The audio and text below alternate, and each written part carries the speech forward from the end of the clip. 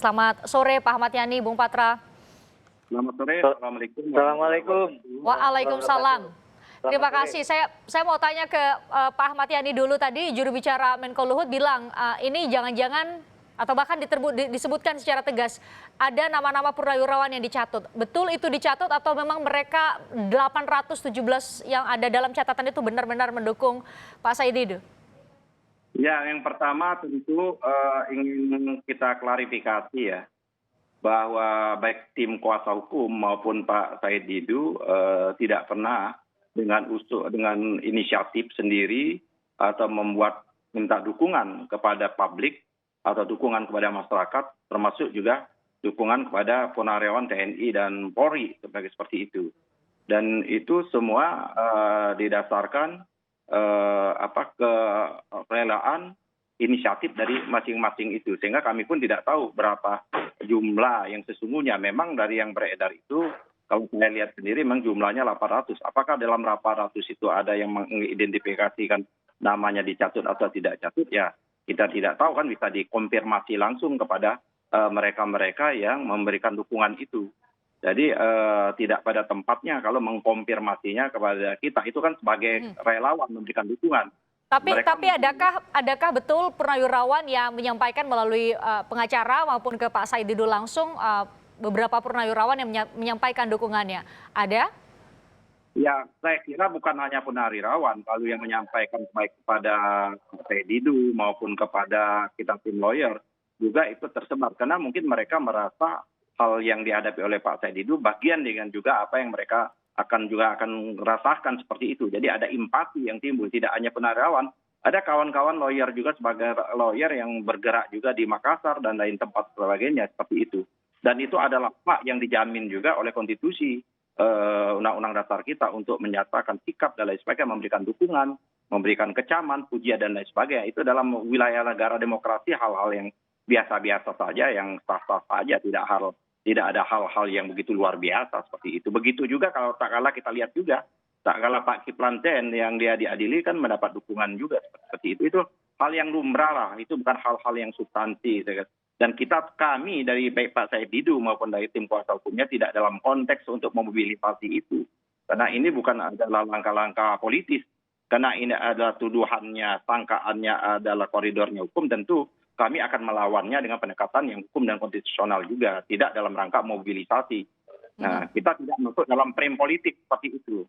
Nah, pendapat yang mengemukakan bahwa ini adalah mencatut dan itu pendekatan politis. Kami nggak mau hiraukan lah pendekatan politis seperti itu.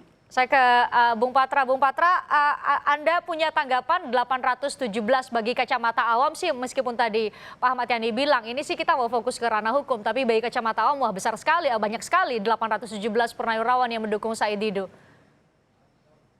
Saya kalau ditanya itu nggak komentar lah. Ya, karena namanya memberikan dukungan, support, ya, memberikan satu ya saran, nasihat, memang dibolehkan.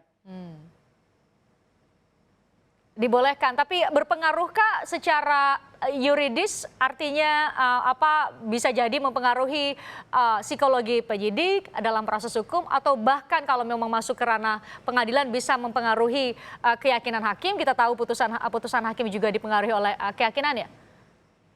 Ya, jadi saya mau konteksnya untuk kita bicara hukum ya. Oke. Kalau kita lihat yang saya tahu dari media, itu kan terlapor sudah dipanggil, mendatangi Barreskrim, ya kan? Maka kapasitasnya itu kan sebagai saksi. Saksi itu adalah seseorang yang sudah pasti oleh penyidik dimintai keterangan, ya, yang ia dengar sendiri, ia lihat sendiri, dan ia alami sendiri. Nah, oleh karenanya, apa yang diperiksa kemarin itu kalau kita lihat itu sebenarnya adalah diuji apakah laporan dari Pak Luhut itu ya punya dasar begitu. Nah, apa yang diperiksa ya kan tentu saja delik yang diadukan. Nah, delik yang diadukan kan adalah dua, bukan satu, dua. Yang pertama terkait dengan penghinaan, yang kedua terkait dengan penyebaran kabar bohong. Nah, Yang diperiksa itu bukan isi kepalanya terlapor, bukan. Kalau isi persepsikah katanya, ya ataukah misalnya pikirankah, bukan itu yang dilaporkan. Ya, mana bisa kita adili persepsi orang, pikiran itu nggak bisa di. Bung Patra, Pak Said disidik, Didu bilang ya. itu analisis objektif. Ya, justru itu saya bicara hukum. Ya, hukum menyatakan bahwa apa yang dilaporkan itu merupakan delik verbal. Ya, ini Mbak Christian, delik verbal itu adalah ya kata-kata atau perkataannya. Jadi yang diperiksa itu adalah kata-kata atau perkataannya, bukan isi kepala, bukan analisis, bukan. Nah, oleh karena itu, ya terkait dengan apa delik verbal ini, ya itu kan dibagi delik itu. Kalau kita misalnya mau uji, ya pertama, ya yang diuji itu norm adresatnya, barang siapa yang melakukan, ya. Nah, yang kedua terkait dengan inti delik. Nah, inti delik itulah yang disebut penghinaan dan penyebaran kabar bohong. Nah, oleh karenanya terkait dengan ini sejak awal Mbak Christian, ya klien kami Pak Luhut menyerahkan sepenuhnya kepada pihak kepolisian sebenarnya. Oke, saat ini sudah bergulir dan terlapor ada progresnya. Kalau kita berbincang, saya ingat 3 kali kita berbincang ya Bu Patra. Tapi sekarang sudah ada progresnya. Pak Said Didu selaku saksi terlapor sudah diperiksa selama 12 jam. Pak Ahmad Yani tadi Bung Patra bilang yang diperiksa itu adalah bukan, berkali-kali Pak Said Didu bilang ini adalah analisis objektif. Tapi yang diperiksa adalah delik verbalnya dari apa yang dikatakan, bukan niatnya. Pak Ahmad Yani bisa menjelaskan kepada publik apa sih bedanya? Oh ya, saya ingin jelaskan. Yang pertama tentu kita kemarin agak keberatan. Ya kan diperiksa, Pak Said Didu diperiksa diminta sebagai keterangan saksi. Terus kita tanya, saksi atas dugaan tindak pidana siapa yang melakukan? Ya kalau nanti Pak Said Didu yang dianggap adalah pelakunya, mana boleh orang menerangkan menjadi saksi kepada diri dia sendiri. Itu melanggar prinsip-prinsip azas yang dijunjung secara universal seperti itu. Jangankan orangnya dirinya sendiri adalah yang punya hubungan darah, kerabat dan sebagainya tidak bisa dibenarkan. Itu diatur secara rigid kuhap. Itu kita sudah sampaikan kepada penyidik kemarin. Akhirnya ada semacam kesepakatan. Oke lah, Pak Said Didu diminta keterangannya adalah sepanjang yang menyangkut yang dia ketahui tentang laporan. Jadi tidak dalam konteks dia saksi untuk menerangkan kepada dirinya sendiri. Karena tidak boleh orang menerangkan pada diri dia sendiri. Sedangkan orang saling menerangkan saja dalam kasus yang namanya saksi mahkota aja tidak boleh. Itu yang pertama. Yang kedua, ini atas laporan yang disebut oleh Adinda Patra ini adalah namanya penghinaan dan lain sebagainya. Itu yang kita kasih jawaban kemarin kepada penyidik. Apa yang diungkapkan oleh Pak Said Didu adalah apa yang melekat pada diri Pak LBP sebagai jabatannya Menko Maritim dan Investasi. Bukan LBP sebagai personal atau LBP yang lain.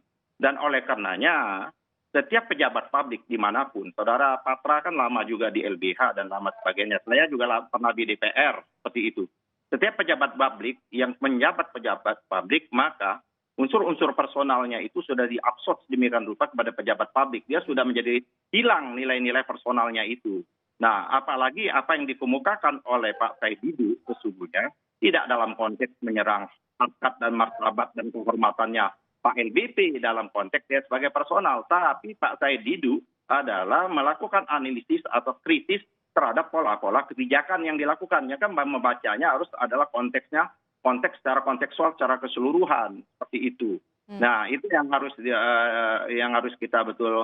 kita jaga dan kita harus hormati. Saya kira kalau setiap pejabat yang dia disinggung atau dia dikemukakan terus membuat laporan, wah begitu banyak nanti dari pejabat menjadi imun dia terhadap kritik dan lain sebagainya. Saya kira itu risiko. Kalau orang menerima jabatan publik, itu bisa kita lacak apa yang dimaksud jabatan publik itu di pasal kementerian di Undang-Undang Dasar itu. Bisa kita lihat juga pada waktu penyusunan Undang-Undang Dasar pada waktu bapak-bapak kita menyusun, itu terjadi perdebatan antara Bung Hatta dan lain sebagainya. Bung Hatta menyatakan pejabat publik menteri itu ada bagian dari pejabat publik yang juga dia sangat dipengaruhi, yang disebut dengan adalah publican opinion. Nah, oleh karena itu dia juga harus mempertanggungjawabkan jabatan-jabatannya itu ke dalam apa yang disebut dengan publican opinion itu. Nah, oleh karenanya siapapun yang menjabat pejabat publik, maka dia harus terbuka untuk mendapat kritik. Baik kritik itu berdasarkan argumentasi maupun tanpa argumentasi. Kalau orang model kayak Adinda Patra ini kan dia mengkritik, kan dia juga adalah bagian dari civil society, ya kan? Dia mengkritik ya seperti itu, dia punya tentu dengan alasan dan argumentasi kan ya. Dia orang terdidik. Tapi masyarakat awam yang tidak punya latar, dia bisa juga mengkritik tanpa dengan argumentasi dan lain sebagainya. Yang tidak boleh itu adalah menyerang orang secara personal. Nah, orang secara personal, tak kala dia menjabat menteri, maka sayap-sayap atau sisi-sisi personalnya itu menjadi terabsorb menjadi pejabatan publik. Nah, nanti kita sampaikan. Jadi apa yang dikemukakan oleh Pak Said Didu tentu sekali lagi dalam konteksnya Pak Kritik Said ya, analisis objektif. Ya kan Oke. itu semua. Dan itu memang ada fakta-faktanya. Loh, maksudnya kan Pak Luhut Bin Sarpanjaitan kan Menko Maritim dan Investasi. Tentu adalah dalam rangka peningkatan ekonomi dan lain sebagainya, investasi dan ekonomi. Oke. Bahasa lain ekonomi dan investasi itu uang, dasar sederhananya. Oke, kita minta tanggapan dari Bung Patra. Bung Patra, tadi secara sederhana kalau kami menangkap Pak Ahmad Yani bilang itu adalah jabatan yang melekat kepada seorang Menteri Luhut. Jadi ketika disebut nama Luhut, maka melekatlah jabatan itu. Bisa ditafsirkan demikian juga dalam ranah yuridis? Saya ini jawab sederhana-sederhana aja ya. Pertama, apakah terlapor itu Pak Said Didu baru sekarang ya melakukan kritik atau mengemukakan pendapatnya? Bukan kali ini aja. Sebelum-sebelumnya nggak ada masalah kok. Kenapa? Karena tidak ada muatan delik. Itu loh Pak Christian. Ya. Sebelum-sebelumnya nggak ada masalah. Kenapa? Karena tidak ada muatan delik. Makanya kita bicara inti delik. Delik bestandelen. Apa? Kalimat yang secara tegas tercantum dalam rumusan delik itu sendiri. Pasal 310. Ucapan yang apa? Yang menghina. Lalu apa? Untuk kabar bohong. Apa bestandelen deliknya? Ujaran yang dilebih-lebihkan dan menimbulkan keonaran di kalangan rakyat. Saya berbeda pendapat dengan orang, ya, walaupun berbeda pendapat. Misalnya, saya bolehkan orang berbeda pendapat, nggak apa-apa. Saya bela orang berbeda pendapat, walaupun saya berbeda pendapat sama dia. Bung Patra, maaf saya potong, waktu kita terbatas sekali. Tapi saya mau Anda bahas spesifik soal tadi. Tadi Pak Ahmad Yani menjawab soal tafsir sejarah, tafsir historisnya, bahwa disebutkan bahwa sebenarnya seseorang ketika menjabat jabatan publik, maka kemudian itu melekat pada dirinya. Jadi kritik yang disampaikan padanya bukan secara personal. Saya bisa jawab ya. Saya bisa jawab ya, sederhana. Saya penyunting 940 halaman tentang instrumen hukum, ya, instrumen pokok internasional hak asasi manusia. Yang dibilang bahwa pejabat publik itu ya boleh dikritik, itu benar. Tetapi ya tidak boleh dia masuk dalam unsur pidana. Makanya saya sering sebutkan, kalau pejabat boleh dikritik karena dia katanya sudah menjadi pejabat, ya, kritik itu kan hak asasi manusia, ya, dan kehormatan itu juga hak asasi manusia. Jadi kalau dia boleh dikritik, boleh dihina, ya, itu berbeda dengan kritik. Makanya saya bilang waktu sebelumnya, kalau pejabat itu boleh sekonyong-konyong dimaki, dihina dan seterusnya, boleh juga berarti disiksa, ya kan? Lalu hak-haknya dilanggar. Kenapa? Apapun cerita, yang namanya pejabat publik itu juga punya kehormatan, punya martabat. Itu yang disebutkan di pasal 310 martabat ya, sebagai person, sebagai subjek hukum. Bung Patra, Pak Ahmad Yani, terima kasih sudah bergabung. Nanti kita bincang-bincang lagi di lain kesempatan, tapi setidaknya kami sudah mulai belajar. Apa sih, nanti kita lihat dari kasus ini, apa sih bedanya mengkritik dengan hinaan terhadap pejabat publik. Nanti kita lanjut di lain kesempatan. Terima kasih Pak Ahmad Yani, Bung Patra sudah bergabung bersama kami di Kompas Petang.